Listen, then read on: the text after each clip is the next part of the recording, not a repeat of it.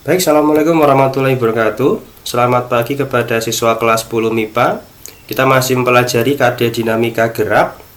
Dan pada video ini saya akan menjelaskan materi terakhir, yaitu aplikasi hukum Newton. Baik, kita mulai materi ketiga, yaitu penerapan hukum Newton. Pada video ini saya akan menjelaskan lebih kepada aplikasi dari hukum 2 Newton. Walaupun kemarin kita sudah mempelajari di video kedua, yaitu ada hukum 1, hukum 2, dan hukum 3 Newton. Hukum 2 Newton yang memberikan penjelasan bahwa jika terjadi resultan gaya, maka akan muncul percepatan pada benda. Tetapi bisa juga ada gaya-gaya begitu, dan yang muncul adalah tidak terjadinya resultan gaya dan tidak mengakibatkan percepatan. Itu juga bisa terjadi.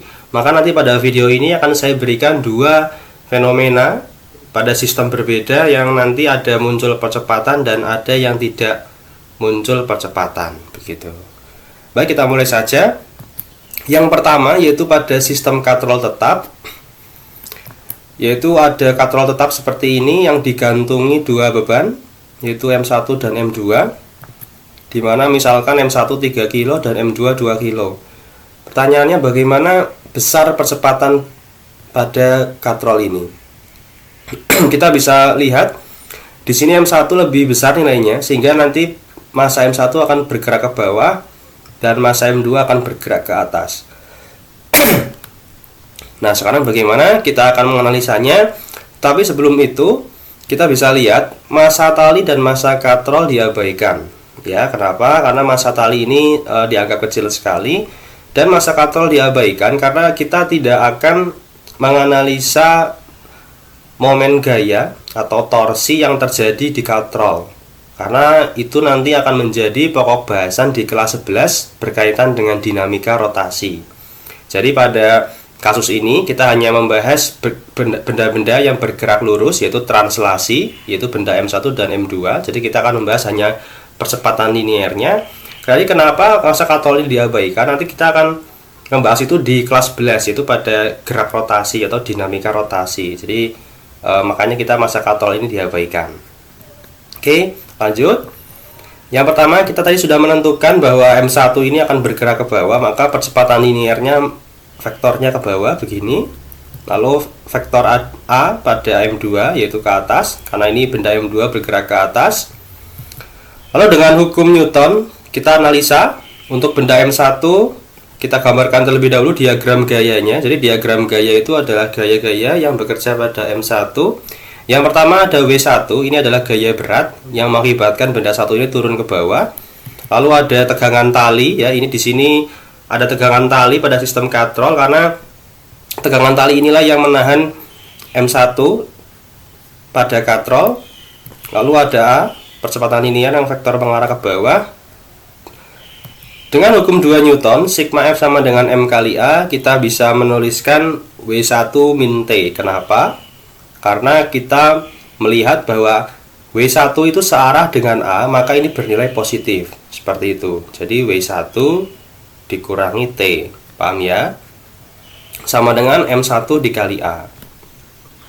Next, kita bisa pindah ruas, menjadi ini pindah ruas ke kiri, ini pindah ruas ke kanan, sehingga kita bisa dapatkan tadi ini persamaan W1 min M1 sama dengan T. Ini untuk benda 1. Lanjut, untuk benda kedua.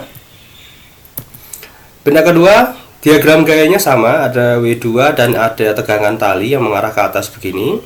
Tetapi vektor percepatan linearnya mengarah ke atas, karena benda M2 bergerak ke atas. Hukum 2 Newtonnya, sigma F sama dengan M kali A.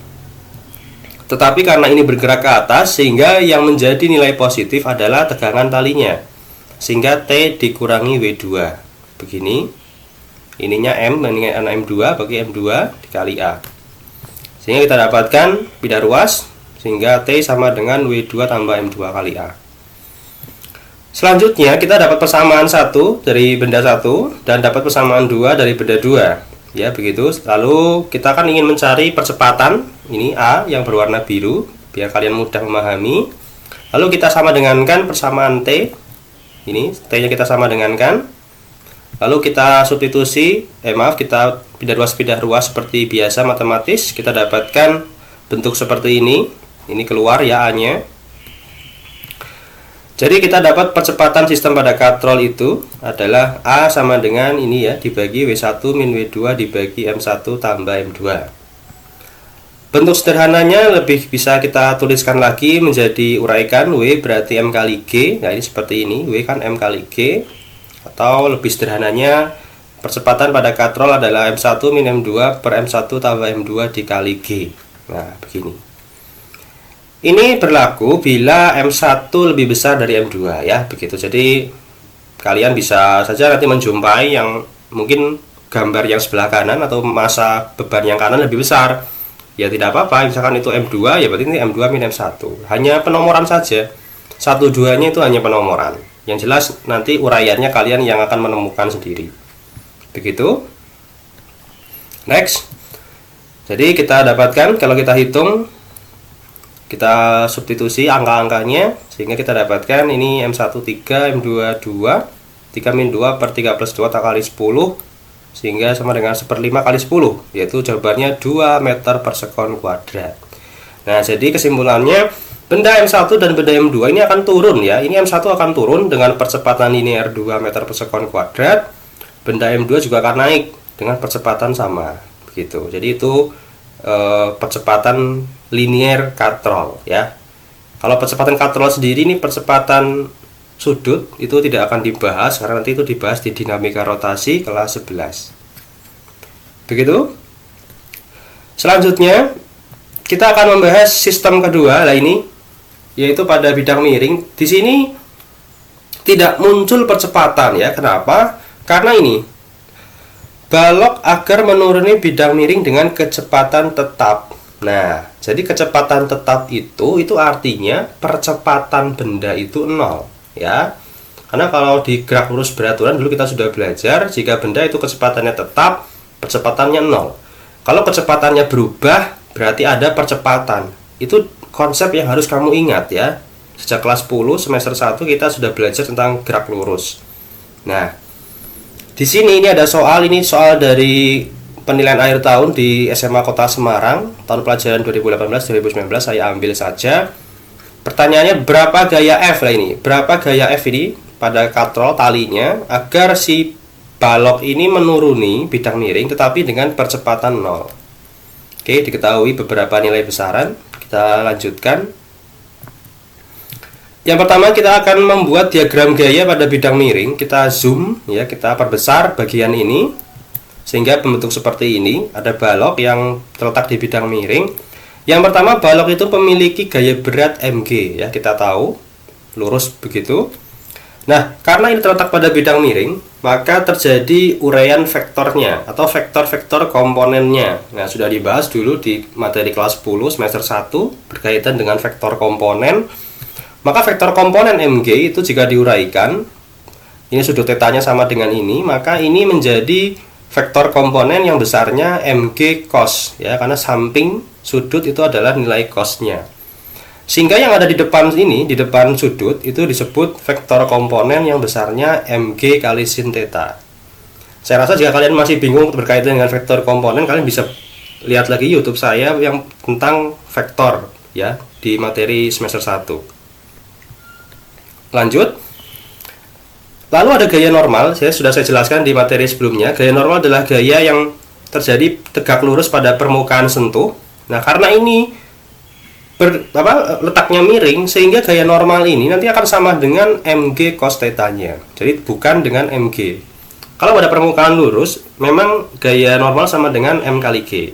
Tetapi pada permukaan miring, gaya normal ini untuk kondisi seperti ini sama dengan mg kali cos theta-nya. Next, lalu ada gaya gesek ya, ada gaya gesek pada permukaan bidang miringnya. Kita juga sudah belajar gaya gesek di materi sebelumnya. Dan yang terakhir ada gaya talinya ini, yang menahan beban ini, balok ini. Begitu mengarah ke sini F ya, karena ini terhubung.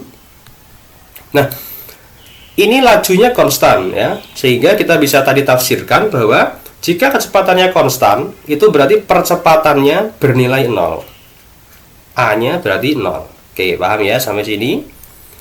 Next, Sehingga kita bisa menggunakan hukum 2 Newton, sigma F sama dengan M kali A, tetapi ya begitu. Untuk percepatan baloknya 0 lah, sehingga M kali A ya jadi M kali 0, jadi 0. Ya, begitu. Nah, untuk sigma F-nya ini adalah uraian resultan gayanya. Kita bisa lihat karena benda ini bergerak ke bawah sehingga mg sin theta dikurangi fk dikurangi f. Ya, ini kita lihat bagian yang sumbu ini kita bisa sebut saja sumbu X ya. Ini sumbu X-nya, ini sumbu Y-nya. Nah, karena ini terletak pada permukaan miring sehingga gaya-gaya yang ada pada sumbu X itu adalah mg sin theta, F dan FK. Ada 3 gaya. Oke, 3 gaya. Nah, uraiannya seperti ini. Lanjut. Nah, karena ini sama dengan 0, kita bisa pindah ruaskan gaya F. Ya, jadi begini. Lalu kita uraikan. Kemarin kita sudah belajar gaya gesek itu adalah mu k dikali n. Lalu kita uraikan tadi n-nya. N-nya ini sama dengan mg cos. Ya, begitu. Karena ini tadi kita sudah pelajari bahwa untuk permukaan miring n-nya bukan sama dengan mg. Oke, kita dapatkan gaya F sebesar mg sin theta dikurangi mu k kali mg kali cos theta. Next. Sehingga kita bisa temukan jawabannya. Kita tuliskan tadi ini ya, F sama dengan mg sin theta min mu k mg cos theta. Tetapi sebelum itu kita harus terlebih dahulu mencari nilai sin dan cos. Di soal diketahui tan theta sama dengan 3/4. Berarti depan per samping. Depannya 3, sampingnya 4. 3/4 Pitagoras berarti miringnya 5. Maka sin theta, sin itu berarti depan per miring, cos itu samping per miring. Jadi kita dapatkan nilai sin dan cosnya. Saya yakin kalian kalau masih juga lupa berkaitan dengan trigonometri sin dan cos, kalian buka lagi YouTube saya berkaitan dengan bab vektor ya. Saya ingatkan lagi, tolong materi-materi dasar yang di semester 1 kalian harus kuasai karena di semester 2 ini butuh pemahaman dari semester 1. Oke. Sehingga kita dapatkan, kita masukkan semua nilai-nilainya, kita dapatkan nilai F sebesar 26 Newton. Baik, seperti itu penjelasan penerapan hukum Newton pada sistem katrol tetap dan sistem bidang miring.